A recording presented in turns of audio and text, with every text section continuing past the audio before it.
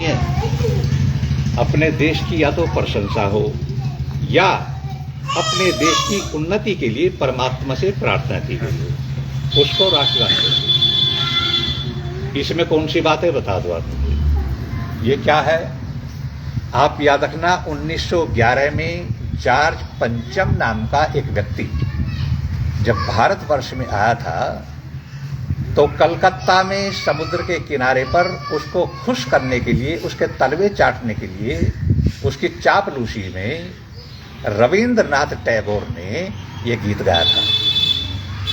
और भैया सबसे बड़ा खुलासा यह है कि जो गीत आप गाते हैं ये उस पूरे गीत का 5वां हिस्सा है और बाकी आप देखना चाहो तो 5 के 5 हिस्से मेरे पास हैं। कोई भी आप देखना चाहे मैं आपको दिखाऊंगा। उसका 5वां हिस्सा निकाल करके राष्ट्रगान बना लिया था। और इसमें क्या कहा गया है?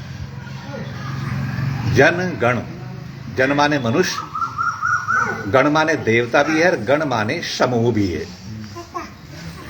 देवताओं के और मनुष्यों के मन अधिनायक, मन पर अधिकार रखने वाले। जन गण मन अधिनायक तेरी जय हो। भारत भाग्य विधाता, भारत का भाग्य विधाता वो था।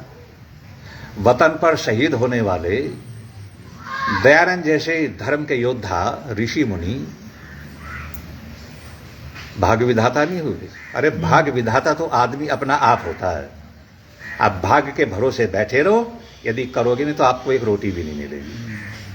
वो हमारा भाग्य विधाता हो गया। और वो कहते पंजाब सिंधु, उन मूर्खों से कोई पूछो सिंध आज कहां है, चलो इसी बात को ले लो। सिंध तो पाकिस्तान में है। वो कह रहे पंजाब सिंधु जब तो था, जब था ना वो पंजाब सिंधु गुजरात मराठा द्राविड़ उत्कल बंग विंध्य हिमाचल यमुना गंगा उच्छल जलधि तरंग। और फिर क्या कहे? तब शुभ नामे जागे। भारत का व्यक्ति जब सवेरी चारपाई पर पड़ा पड़ा आंख खोलता है तो उसकी आंख तेरे नाम के साथ खुलती है, यानी उठती तेरा नाम लेता है। तब शुभ नाम, तेरे पवित्र नाम को लेता है। तब शुभ नामे जागे। और फिर क्या करता है? तब शुभ आशीष मांगे। वो तेरा आशीर्वाद चाहता है कि जॉर्ज पंचम हमारे ऊपर कृपा बनाए रखना।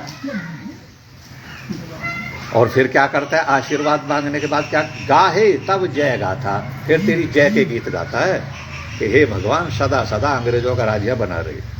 गाहे तब जय गाता।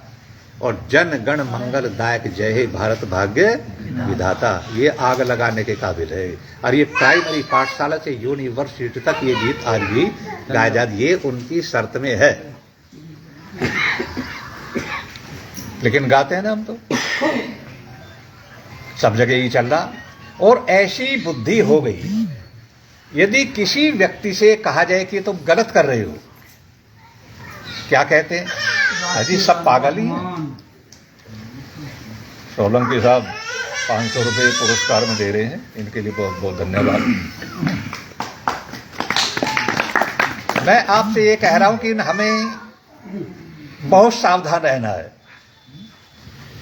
एक शर्त यह थी कि संस्कृत भाषा को कोई महत्व नहीं दिया जाएगा, गुरुकुलों को कोई महत्व नहीं दिया जाएगा। आपको शायद आश्चर्य होगा यदि आपको कोई पुराने वकील मिले, उन वकीलों के पास में यदि सर्वप्रथम संविधान की कॉपी हो कोई, उसे ले लेना।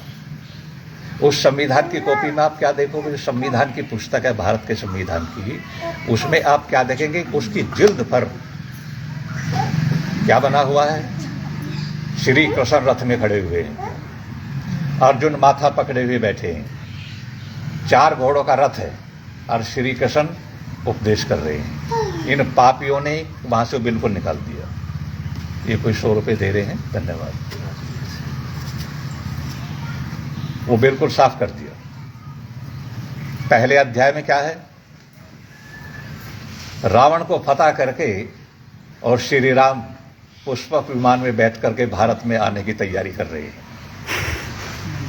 वो बिल्कुल खत्म कर दिया। तीसरी जिल्द पर महात्मा बुद्ध बैठे हुए हैं, देखा ना उनका चित्र? वो उपदेश कर रहे हैं। चौथी देखें,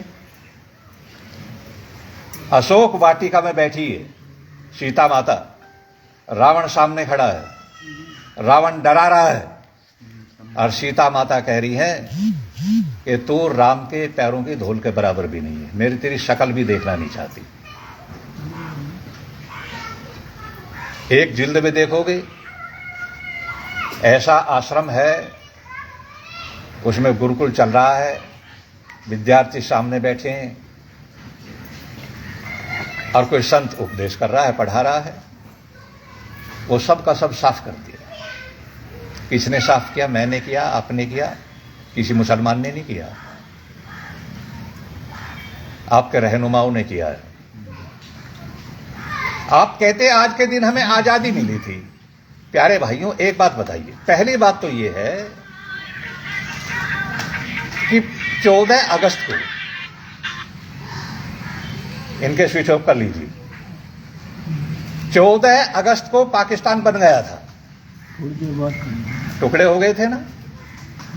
और आप कहेंगे 15 अगस्त को पूरे देश में खुशी मनाई गई, तो याद रखना देश में खुशी तो मना रहे थे, लेकिन कम से कम 1 करोड़ लोग भारतवर्ष में बैठे बैठे रो रहे थे और उस दिन पानी तक नहीं पिया था, रोटी भी नहीं खाई थी। तो जब सारा देश खुशी मना रहा था, वो 1 करोड़ लोग कौन थे जो रो रहे थे? वे लोग वो थे जिनके सगे संबंधी पाकिस्तान में घिरे हुए थे और पल पल में खबर आ रही थी, डेरा गाजी खान में इतने लोग मारे गए, लाहौर में इतने मारे गए, कराची में इतने मारे गए, इतनी बहन बेटियों से बलात्कार हो गया, इतनों को गुलाम बना करके अफगानिस्तान ले गए। जब पल पल खबर आ रही थी, जिनके लोग वहां फंसे हुए थे, वो लोग रोते या हंसते? ये बताओ। आज नूह में दंगा हुआ, और यदि आप में से किसी का कोई संबंधी नूह में रहता हो और यहां खबर आए कि नूह में हिंदू मुस्लिम मारकाट मच गई, बोला आप बेचैन हो जाओगे? नहीं हो जाओगे? चाहे वो बिल्कुल दूर हो, उस पर कोई आंच ना हो, आप कहेंगे अरे नूह में दंगा हो गया, वहां तो मेरा भाई रहता है। तो पाकिस्तान में जो फंसे हुए तो खुशी कौन था? और याद रखना, गांधी तो उस दिन दिल्ली में रुका ही नहीं। आजादी की घोषणा होने से पहले गांधी 1 दिन पहले भाग गया था, और गांधी कलकत्ता में जाकर के सांस लिया था। कोई माइका लाली सिद्ध कर दे कि गांधी उस दिन दिल्ली में था। मैं चुनौती दे रहा हूं। यहां से भागा, 1 दिन पहले ही भाग गया और नोवा खाली में जाकर के रुका है। दिल्ली में नहीं रहा। और दिल्ली में क्या चल रहा था? माउंट बैटन, क्लाइमेट एटली, जवाहरलाल, शराब के प्याले चल रहे हैं, गाय का कलेजा रखा हुआ है पका पका, काट काट के खा रहे हैं और शराब पी रहे हैं, शराब चल रही है। वो मजे ले रहे। क्यों? प्रधानमंत्री बन गया था वो। अब खुशी उसे ना होती तो और किसे होती? याद रखना, 70 वर्षों तक इन्होंने बिल्कुल गुलाम बना करके रखा, और अब यदि आप ना समझे तो अब कान खोल करके सुन लीजिए। यदि किसी वजह से कांग्रेस सत्ता में आ जाती है तो इतना जुल्म औरंगजेब ने नहीं किया था, इतना अंग्रेजों ने नहीं किया था, वो फिर इस देश में शुरू हो जाएगा। कैसे होगा? सुनो कान खोल करके। ये वीडियो बन रही है, पूरी दुनिया में भेजूंगा इसे, और जिसने अपनी मां का दूध पिया हुआ मैं चैलेंज करना हो। आपको पता, 2011 में आपकी सोनिया गांधी ने 14-15 लोगों को लेकर के एक कानून पास किया था, बनाया था, पास नहीं हुआ था। कानून बनाया था इन्होंने। तीस्ता शीतलवाड़ नाम सुना ना? वो भी थी इसमें, 8-9 मुल्ला थे इसमें। और वो जो कानून बना था, उस कानून को सुन लेना, फिर आपकी खुशी है। 2024 में चाहे कुछ करना, मुझे तो जो करना वो करूंगा और कर रहा हूं मैं। तो वो तो भला हो भाजपा का, क्योंकि विपक्ष में थे और विपक्ष मजबूत था, इसलिए बिल पास नहीं हुआ। उन्होंने 2011 में वो बिल पेश किया, जब नहीं चला, 2013 में फिर पेश किया, फिर नहीं चला। 2024 में मोदी आ गए, 2 बार पेश किया वो। और इसे सुनकर के भी यदि आपके जोश नहीं आ जाता तो फिर मैं क्या कहूं, चलो मैं किसी शब्द का प्रयोग नहीं करना चाहता। उसका सबसे पहला कानून है कि यदि भारतवर्ष में हिंदू और मुसलमान दोनों का झगड़ा होता है और मुसलमान अदालत में चला जाता है, तो उनका जो केस चलेगा उस केस को सुनने वाला जज मुसलमान होगा और हिंदू उसके खिलाफ कोई केस चलने चला जाता है तो उसकी सुनी ही नहीं जाएगी।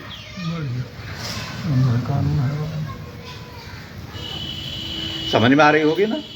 खूब बढ़िया। नंबर दो ये है कि यदि कोई हिंदू मुस्लिम दंगा होता है और दंगे में लूटपाट, आगजनी, तोड़फोड़ ये होती है और हिंदू अपने नुकसान के देख करके अदालत में चला जाता है, थाने में चला जाता है रिपोर्ट करने, तो हिंदू की रिपोर्ट ही नहीं लिखी जाएगी। और यदि मुसलमान चला जाता है तो उसकी रिपोर्ट लिखी जाएगी और तुरंत ही कार्रवाई की जाएगी। और यदि ये कोई पूछे कि तेरी आग कहां लगी है, क्या तेरा नुकसान हुआ है, तो किसी गवाह की और सबूत की कोई आवश्यकता नहीं है। अदालत ये भी नहीं पूछ सकती बता कौन सी दुकान है जहां आग लगी है, क्या नुकसान हुआ तेरा, उसकी कोई जरूरत नहीं, केवल जाकर के रिपोर्ट कर दो। नंबर 3, यदि आपके घर पुलिस आ जाती है तो पुलिस को अधिकार है कि आपको हथकड़ी लगा ले और थाने में ले जाए, चालान करके जेल भेज दे। जिस समय आपको हथकड़ी लगेंगी आपके घर पर, आप पूछें भाई दरोगा जी मेरी क्या गलती है, क्यों हथकड़ी लगा रहे हो, तो वो कहेंगे किसी मुसलमान को तुमने अपशब्द कहे हैं, भेदभाव किया है उसके साथ में। आपने कहा कौन सा मुसलमान है, तो बताएगा नहीं आपको वो मुसलमान कौन है जिसने आपके खिलाफ रिपोर्ट करी है, आपको बताया नहीं जाएगा। नंबर 4 यह है कि यदि किसी हिंदू स्त्री से बलात्कार होता है दंगों में या बिना दंगे के, मुसलमान हिंदू स्त्री से बलात्कार कर देते हैं, किसी बहन बेटी की इज्जत लूट लेते हैं और वो अदालत थाने में चलेगी रिपोर्ट करने, तो पुलिस को अधिकार है कि उसको गिरफ्तार करके जेल भेज दे। क्यों? उस पर मुकदमा चलाए कि ये मुसलमान के साथ भेदभाव करती है और बिना मतलब के उसको लांछित करना चाहती है। मैं आपसे इतना कहूंगा, कोई आपके गांव में वोट मांगने आ जाए ना, तो नौजवानों से कहूंगा उसको ढा करके उसके मुंह में पेशाब करो, वरना 50 जूते तो जरूर नहीं। और यदि कोई मुस्लिम स्त्री उससे बलात्कार होता है तो वो जिसका नाम लेगी तुरंत पुलिस एक्शन लेके उसको गिरफ्तार करे, बलात्कार का केस लगा करके जेल भेजे। अब कोई कमी रह रही है क्या, बता देना। नंबर 5 ये है कि यदि कोई मुसलमान आपके घर पर जाए और के आपके अपने मकान में मुझे एक कमरा किराए पर दो, और आपके घर में कमरा खाली नहीं है और आपने उसे मना कर दिया, तो सीधा आपके खिलाफ मुकदमा करेगा कि भेदभाव किया है इसने, मुझे कमरा किराए पर नहीं दिया। और यदि आपने कमरा दे दिया और वो आपके कमरे में रहता है और रहने के बाद आपकी कोई चीज चुरा ले, आपकी बहन बेटी को गलत नजर से देखे और आप उसे कहो ये क्या करते हो, तो तुरंत थाने में जाकर रिपोर्ट होगी और आपकी गिरफ्तारी हो जाएगी, क्योंकि तुम मुसलमानों से भेदभाव रखते हो। ना तो ऐसा अंग्रेजी राज में हुआ ना औरंगजेब के राज में हुआ। और ये जो बातें बता रहा हूं, एक एक बात मेरे पास में लिखी रखी है। अब इस पर जरा विचार करो। अब उसके घर में रखेंगे, घर में वो बलात्कार की चेष्टा करेगा, चोरी करेगा। आप ये तो बताओ, आपके घर में आपका सगा मेहमान भी, आपका कोई प्रिय रिश्तेदार भी यदि बहन बेटी की तरफ गलत करेगा तो आपको क्या कहेंगे? आपको जोश आएगा तो आप कहेंगे इसकी आंखें निकाल लो। लेकिन वहां सब कुछ होगा। और तब दुखी होकर के यदि आपने रिपोर्ट कर दी तो गिरफ्तारी आपकी होगी, उसकी नहीं होगी, क्योंकि तुम मुस्लिम से भेदभाव रखते हो। और छठा कानून पता क्या है? छठा कानून यह है कि यदि दंगे में कोई मुसलमान का नुकसान हो या ना हो, लेकिन यदि फिर भी वो थाने में चला जाता है कि मेरा इतना नुकसान हुआ, ना दुकान जलाई दिखाई ना कुछ, मेरा इतना नुकसान हुआ, और वो जिस व्यक्ति का नाम ले देगा उसके द्वारा वो उसकी भरपाई पूरी की जाएगी। एक कानून और भी क्या है? वो ये है कि यदि आप अपने बेटे बेटी की शादी करते हैं, उसमें बैंड आता है, तो अपने पड़ोसी मुसलमानों की स्वीकृति लेनी पड़ेगी, बाजा बजे ना बजे। और नंबर 8 यह है कि यदि आप कोई धार्मिक सम्मेलन करते हैं, जैसे अब हो रहा है, यारी समाज के फंक्शन होते हैं, और भी कोई हो, तो जिस क्षेत्र में कार्यक्रम करेंगे उसमें रहने वाले मुसलमानों की स्वीकृति अनिवार्य है। और यदि वो अनुमति ना दे तो आपका फिर फंक्शन भी होने वाला नहीं। ये आपके कानून में लिखा हुआ है।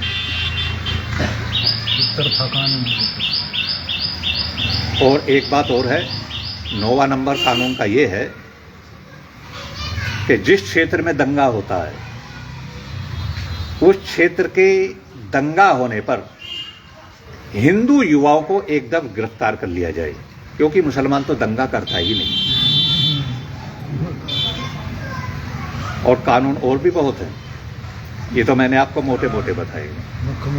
आप मुझे बताइए, इन कानूनों को सुनकर भी आप याद रखना, पहली बात तो वे सत्ता में आने वाले हैं, लेकिन मैं इसलिए कह रहा हूं कि पार्टी 2 ही है जो राष्ट्र स्तर पर है, कांग्रेस और भाजपा। सपा बसपा तो प्रांतीय हैं, छोटी छोटी। राष्ट्र में बनने का तो इनका तो कोई लगता नहीं है, 2 ही तो है। आपको मैं इसलिए कह रहा हूं, सावधान रहना तो जरूरी है ना। यदि आप बहक जाते हैं और उन्हें वोट दे देते हैं और वो सत्ता में आ जाते हैं, तो याद रखना ये कानून लागू होगा। फिर तो लागू होगा ही होगा। और जिस दिन ये लागू हो जाएगा, आप याद रखना, बहन बेटियों से सरेआम बलात्कार होंगे। और तुम ये भी नहीं कह सकते कि भैया बलात्कार हो रहा है। यदि आप थाने तक पहुंच गए तो जो भी थाने में जाएगा पुलिस उसी को बंद कर लेगी, क्योंकि गांधी ने कहा ना, गांधी ने एक बात लिखी है, उसकी एक पुस्तक है हिंद स्वराज, और उस पापी ने 1909 में लिखी थी पुस्तक ये। और 1909 में उस पुस्तक में क्या लिखा उन्होंने देखो, वो कहता है कि यदि कोई मुसलमान गाय को काट रहा हो और हिंदू कटती हुई को देख रहा हो, तो हिंदू को चाहिए कि गाय कटती रहे और वो खड़ा खड़ा आराम से देखता रहे। और यदि उस पर देखा नहीं जाता, उसको दुख होता है, तो मुसलमान के पैर पकड़ ले और पैर पकड़ करके कहे कि भैया गाय को मत मार। और यदि मुसलमान पैर पकड़ने से भी नहीं मानता, वो नहीं मानता, तो वो कहता है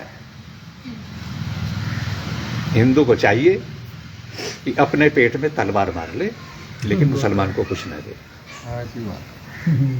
ये किसी और का नहीं है, गांधी का लेख है। और अभी हरियाणा में भरी सभा में जिसमें 70% गांधीवादी बैठे थे। मैंने कहा लो पुस्तक, दो जवाब। कौन देता जवाब, क्योंकि उसका कमीने का खुद का लिखा हुआ हो। तो अब मुझे एक बात बताइए, वो कहता है गाय कट रही हो तो खड़े खड़े देखते रहो।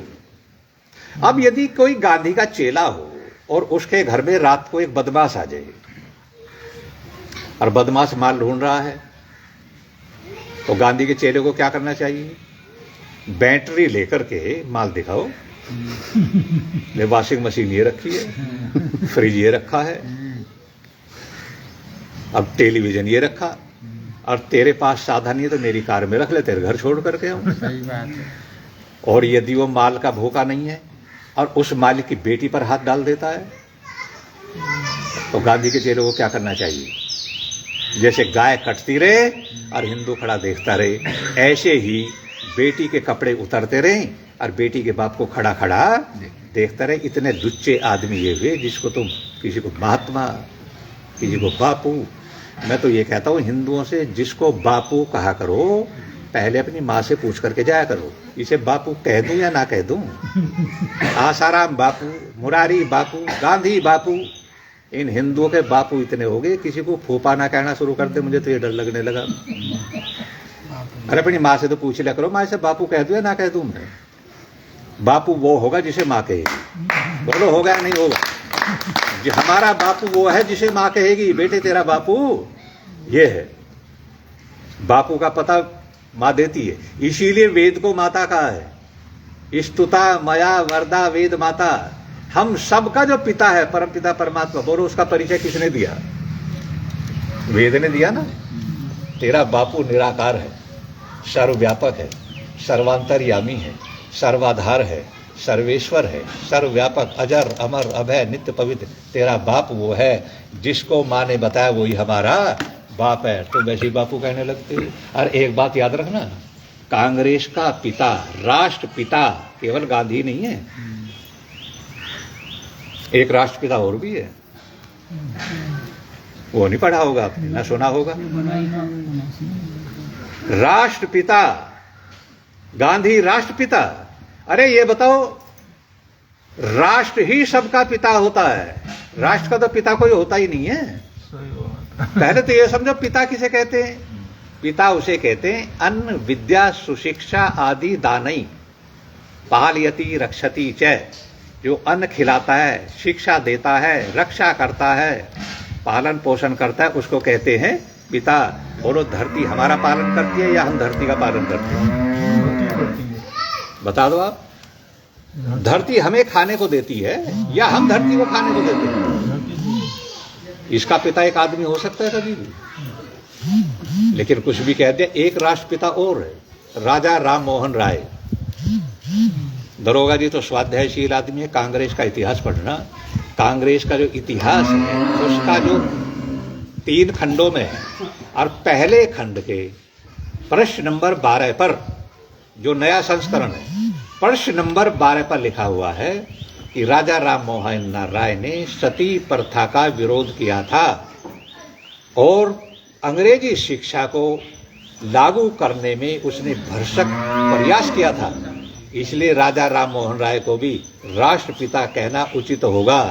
आप याद रखना, केवल एक सती प्रथा का विरोध करने से ही, सती प्रथा का विरोध करने से ही राजा राम मोहन राय राष्ट्रपिता हो सकता है। तो दयानंद को क्या कहोगे आप? इसका फैसला कीजिए आज पहले। पिता में आप पीढ़ी गिनते चले जाओगे, बहुत कहना पड़ेगा। पिता का भी पिता, पिता का भी पिता और उसका भी पिता, एक सती प्रथा का विरोध करने से, और फिर उस व्यक्ति ने लागू किया अंग्रेजी शिक्षा, हमारी मातृभाषा को छीन करके और गुलामी की भाषा हम पर लागू कर देना, वो पिता कहलाने का अधिकार है। उसमें तो जूत लगने चाहिए, लेकिन वो भी पिता हो गया। अब कहां तक कहें, किस किस को कहें? आप ये बताओ, यदि आप ये कहें आजाद है, तो आजादी आपको है किस बात की, मुझे ये बता दो। शिक्षा आपकी नहीं, है? अब जो सर्वपूज्य गाय को माता माना जाता है, गाय बराबर कट रही है और बल्कि पहले से ज़्यादा कट रही है। आप याद रखना 1760 में जो पुलिस में भर्ती होने वाले कोई नौजवान हो तो याद रखना वहाँ ये उसकी भर्ती में ऐसे प्रश्न आ जाते हैं। अब बताया मुझे, पहले का पता नहीं। याद रखना 23 जून 1757 को अंग्रेजों से हमारी पहली लड़ाई हुई थी, जिसको कहते हैं पलासी का युद्ध। पढ़ा ना आपने? और वो बंगाल के नवाब सिराजुद्दौला और अंग्रेज लॉर्ड क्लाइव और मीर जाफर की गद्दारी से सिराजुद्दौला को मरवा दिया गया था और अंग्रेजों का राज हो गया था। सबसे पहले उन्होंने राजधानी 1760 में कलकत्ता को बनाया और कलकत्ता में सबसे पहले उन्होंने क्या काम किया? अपनी छावनी बनाई फौज रखने के लिए। दूसरा काम, उन्होंने कत्लखाना बनाया क्योंकि हमारी सेना मांस खाएगी। सबसे पहला कत्लखाना कलकत्ता में बना 1760 में। और प्यारे भाइयों, 1760 से 1947 तक जब आज़ादी मिली, 1760 से 1947 तक हमारे देश में 309 कत्लखाने थे भारतवर्ष में, जिनमें पशु काटे जाते थे। आज आपके आज़ाद भारत में 36,000 कत्लखाने तो वो हैं जो लाइसेंस शुदा है और 24,000 के लगभग वो है जो बिना ही लाइसेंस के चल रहे हैं। तो आज़ादी यही हुई। देखो कितनी अच्छी आज़ादी मिली है। खुशियाँ मनाते हैं ना, पता ही क्या लोगों को। और आज हर विद्यालय में ये गाया होगा, जन गण मन अधिनायक जय हे भारत भाग्य। प्रिंसिपलों को पता, किसी को पता भी हो। आज 36,000 कत्लखाने हैं जो लाइसेंस शुदा हैं और रात दिन काटे सरेआम कत्लखाना कितना चल रहा है, कितना पशु मारा जा रहा है। और हम गाय को माता कहते हैं। गाय को, जब गौ हत्या बंद नहीं हुई, आपको आज़ादी है किस बात की, मुझे ये बता दो। धन्यवाद। फिर आज़ादी किस बात की हुई है? भाषा हमारी है। हिंदी कितनी पढ़ते रहो, अंग्रेजी नहीं पढ़ोगे तो सिपाही भी नहीं बन सकते तुम। और सरकारी कार्यालय में आप चपड़ासी बनोगे, वहां भी अंग्रेजी होना जरूरी है। चपड़ासी को भी अंग्रेजी होना जरूरी है। फिर आज़ादी है किस बात की? गाय नहीं रुकेगी, हम अपनी शिक्षा नहीं दे सकते। आपको पता, आपका जो संविधान है, धारा नंबर 30 और 30A, 2 धाराएं ऐसी हैं, उन धाराओं के अनुसार कोई भी हिंदू अपने विद्यालय में वो अपनी धार्मिक शिक्षा नहीं दे सकता। और 30A में कि मुसलमान अपने मदरसों में किसी भी प्रकार की शिक्षण पाठशाला हो, उसमें कुरान आदि अपने धर्म ग्रंथों की खुले तौर पर शिक्षा दे सकता है। बताओ क्या रह गया? आपको किसी ने बताया कि ये भी कानून है क्या? अब तो ये सरेआम हो गया, तो खूब शोर मच रहा है इनका, पूछ लिया करो किसी से। और आपको पता है, अंग्रेजी राज में जब से अंग्रेजों का राज रहा, कुल मिलाकर के 190 साल रहा और 190 वर्षों में 162 आंदोलन हिंदुओं ने गाय की रक्षा के किए। गाय की रक्षा के लिए 162 आंदोलन किए। लेकिन आपको बता दूं, 162 आंदोलनों में अंग्रेजों ने कभी भी आंदोलन करने वालों पर गोलियां नहीं चलवाई,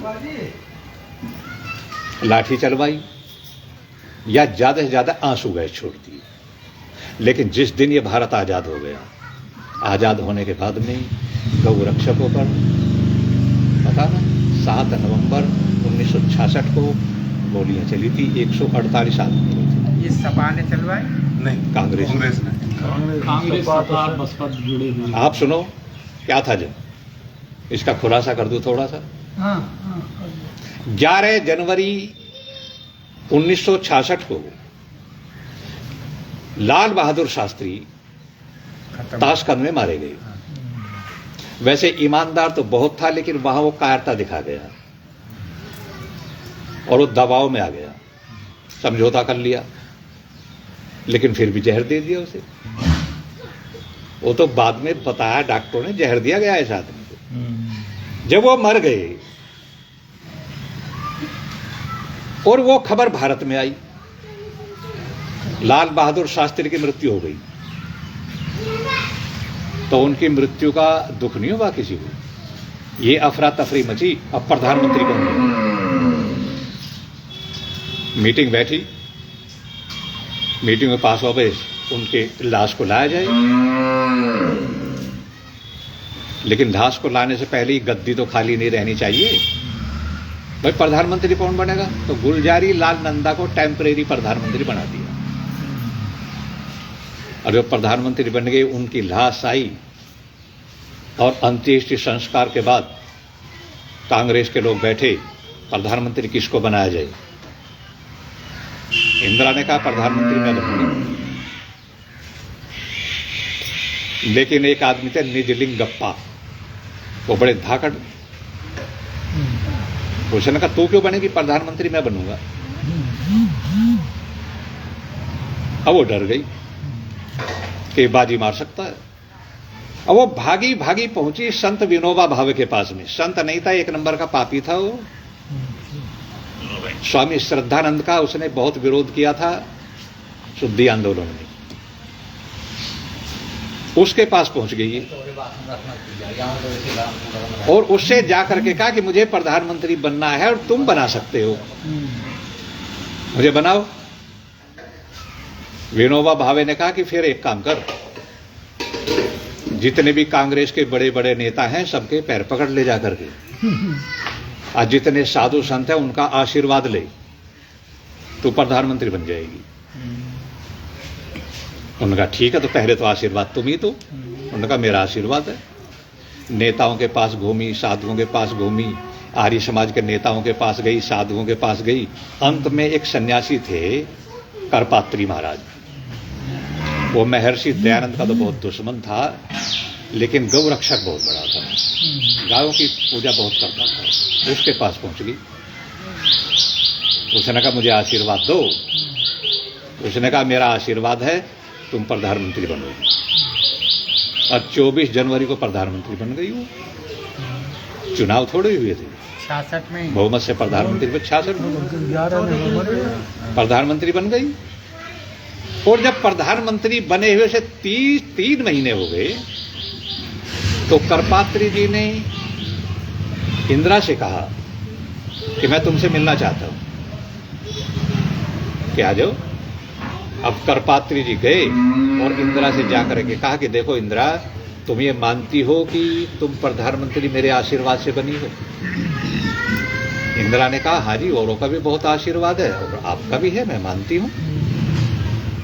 तो करपात्री ने कहा कि देख, मैं अपने लिए कुछ नहीं मांगता, एक बात मान ले मेरी, तुम प्रधानमंत्री हो, तुम्हारी कलम में ताकत है, तुम्हारा बहुमत है, तुम गौ रक्षा का कानून बना दो, बस गाय न कटे, कानून बना दो। इंदिरा ने कहा कि महाराज ये कानून तो नहीं बन सकता, क्योंकि देश में हिंदू ही थोड़े ही रहते हैं, मुसलमान भी तो रहते हैं, और उनकी हमें वोट मिलती है। अब तुम्हारा धर्म कहता है गाय की रक्षा करो, उनका धर्म कहता है गाय का कलेजा खाओ, तो गौ रक्षा नहीं हो सकती है, कानून नहीं बन सकता। उनका नहीं बनेगा कि ना, और ज्यादा करो तो 3 महीने के बाद फिर आना, फिर बात कर लेंगे। उनका चलो 3 महीने और देखो। अब करपात्री 3 महीने के बाद फिर पहुंच गए कि अब बनाओ ना। उसने कहा मेरे पास में इतना समय नहीं है यार, गौ रक्षा का कानून नहीं बन सकता, तुम जाओ। सब मना कर दो। उन्होंने कहा ठीक है, अब क्लियर तो हुआ। अब दिल्ली में बिरला मंदिर में बैठ करके करपात्री ने भारतवर्ष की सभी गौशालाओं को पत्र लिखा, आश्रमों को, साधु संतों को पत्र लिखा, और उन्होंने कहा देखो इस वर्ष नवंबर में, अभी ये 7 नवंबर की गोपाष्टमी है, त्योहार मनाते हो, और 6 नवंबर को सब लोग यहाँ इकट्ठे हो जाओ, हम आंदोलन करेंगे। सबने मान ली बात। हमारी जो जन्मभूमि है वहाँ भी 126 साल पुरानी गौशाला है, वहाँ के भी 3-4 आदमी गए। मैं तो उस समय 17-18 साल का था, तब मुझे लोगों ने बताया आकर के, वहाँ ये हुआ। अब वहाँ सारे जब इकट्ठे हो गए, ऐसा मंच बनाया गया और मंच पर करपात्री जी के भाषण हुए और भाषण के बाद उन्होंने कहा संसद को घेर लो और जो बाहर से अंदर जाना चाहिए उसको मत जाने दो, जो अंदर से बाहर आए उसको भी मत आने दो, ठोकाई करो जो माने ना। तो अब वहाँ तो पूरी हड़बड़ मच गई, हड़बड़ाहट हो गया।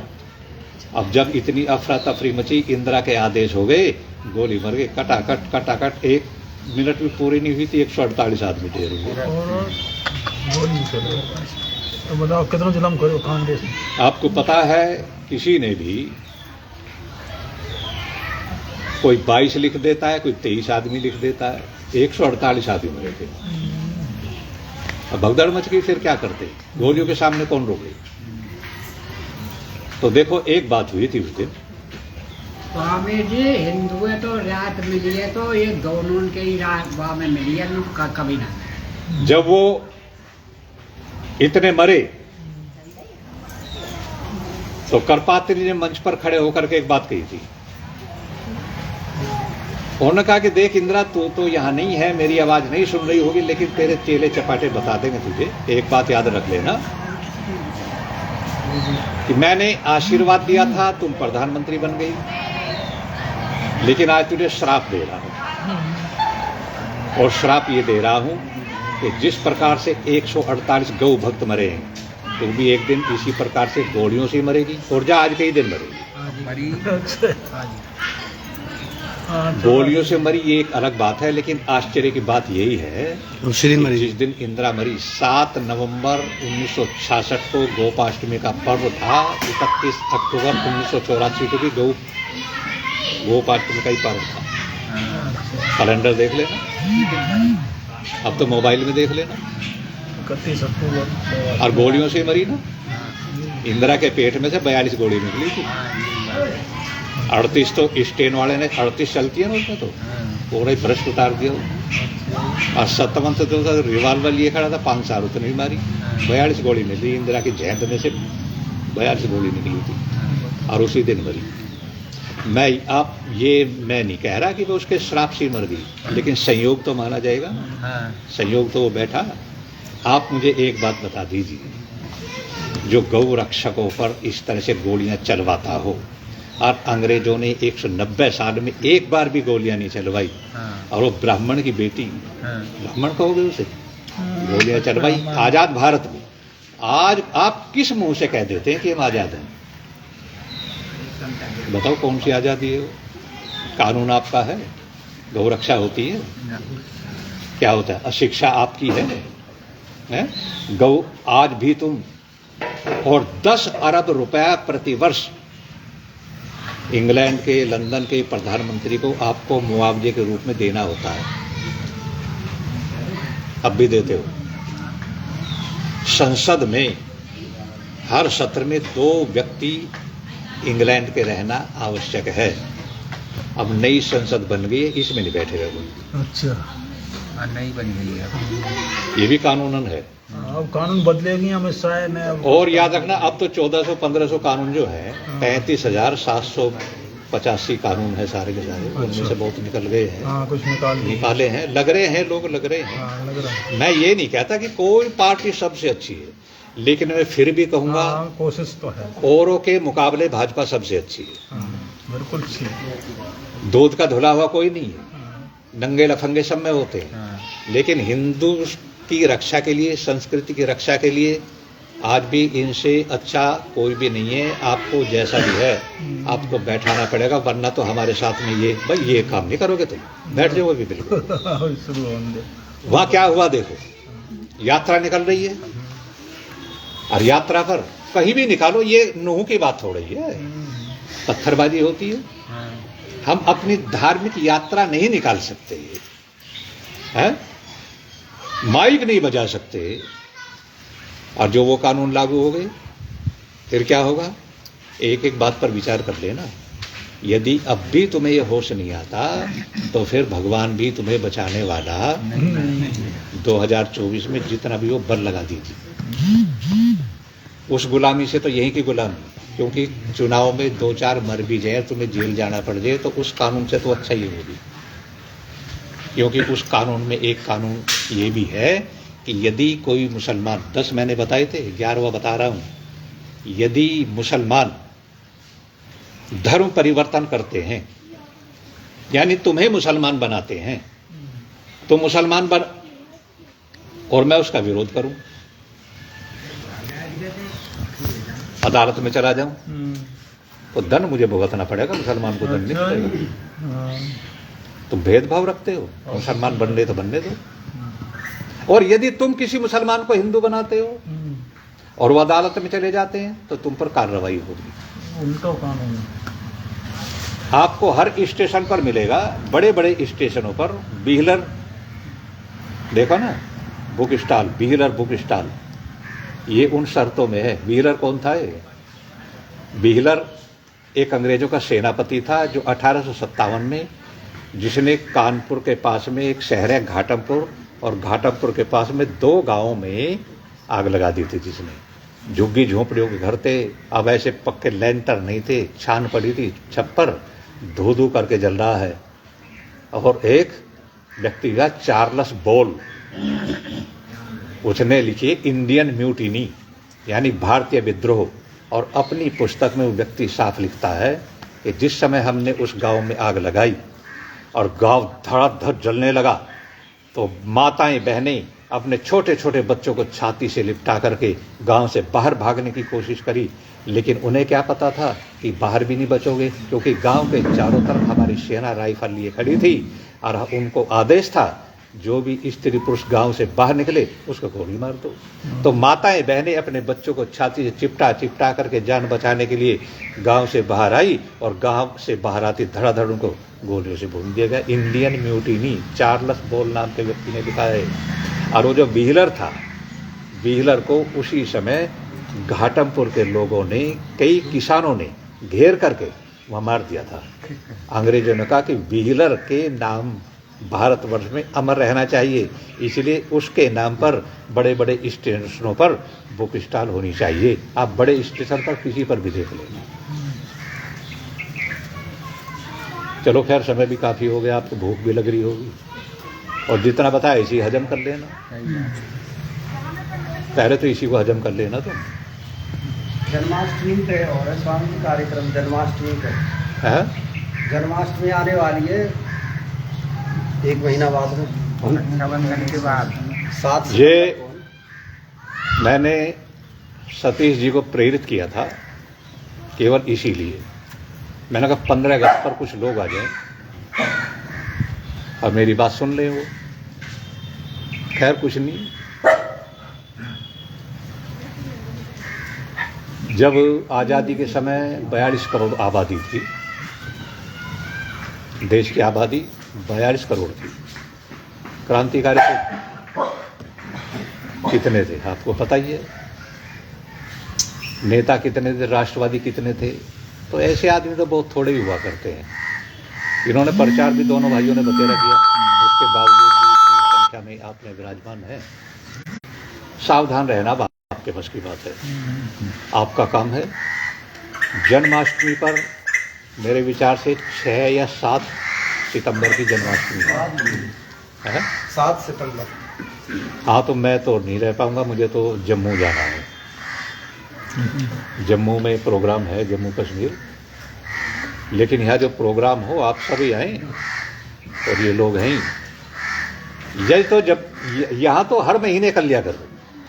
ये तो पवित्र स्थान है, इतने सुंदर वृक्ष हैं, ऐसी यहाँ तो बैठने का मेरा भी मन लगा हुआ है, बिल्कुल सफाई है। ऐसी जगह आओ, बैठो, बात किया करो, और प्रति महीने प्रति मास छोटा मोटा यज्ञ कर लिया करो। खर्च कितना होता है? जितने का हुक्का पी जाता है ना 8 दिन में, हिसाब लगा लो, तंबाकू का हिसाब लगा लो। और जो बीड़ी पीने वाला, मेरे विचार से 10 रुपये से कम तो मंडल ही नहीं आता होगा। अब 1-2 मंडल तो रोजाना पी जाए आदमी, और 1 महीने का हिसाब लगा लो कितने बैठे।